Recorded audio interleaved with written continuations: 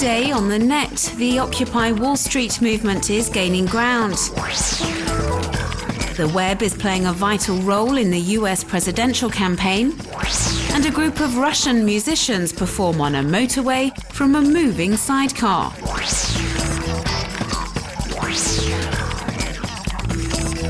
Live coverage of the Occupy Wall Street protests against the unfairness of the global financial system. The demonstrators, who have now spent over 2 weeks camping out in New York's financial district, are providing a live feed of the protests over the internet. The movement, inspired by the Arab Spring, is being coordinated via social networks and gathers pace with every day that passes. As we can see on this interactive map, which displays all the towns and cities where rallies are taking place, the movement has now spread right across America. Protesters are using the slogan, "We are the 99%, to denounce the inequality in America, where 1% of the population holds 40% of the country's wealth and resources. On this blog, Americans can vent their anger with a system they feel favors the rich and powerful. They can upload photos and share personal accounts. A lot of students have expressed their fears for the future as they've taken out loans to pay tuition fees but have no job prospects on the horizon. And so the students have decided to make their concerns heard. An appeal has been launched on social networks calling for students in every university across the country to take part in a walkout on Wednesday at midday, to leave their classrooms behind and join the protesters on the streets. And so the Occupy Wall Street movement is stronger than ever, both on the streets and on the web, with more hard-hitting operations due to take place over the next few days. Members of the hacker group Anonymous have threatened to attack New York's stock exchange on Monday. With a little over 1 year to go before the next American presidential election, the campaigning is already in full swing.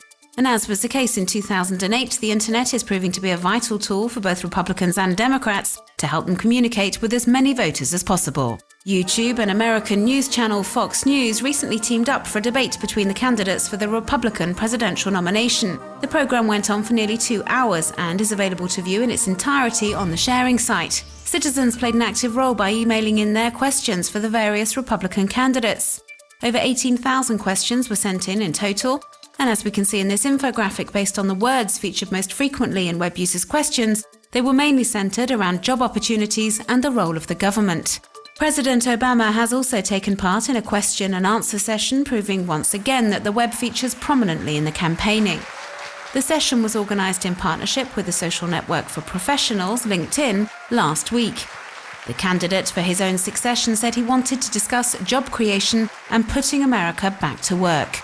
This strong online presence is an integral part of the American president's campaign for re-election next year. In April, he took part in a debate with web users at the Facebook headquarters to discuss, amongst other things, reducing national debt. Obama also seems to have understood the necessity of using the web to monitor and control his image and reputation.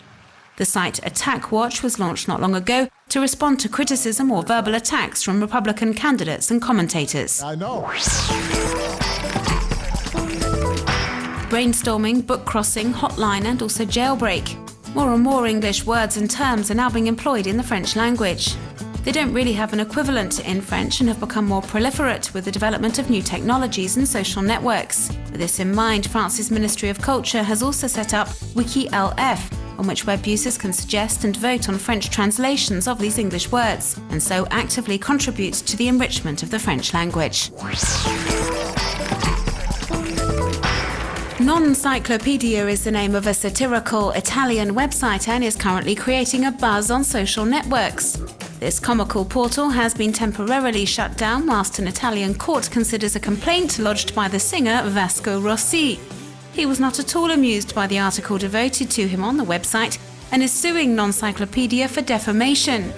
Web users, however, are furious with Vasco Rossi and are accusing him of infringing freedom of expression.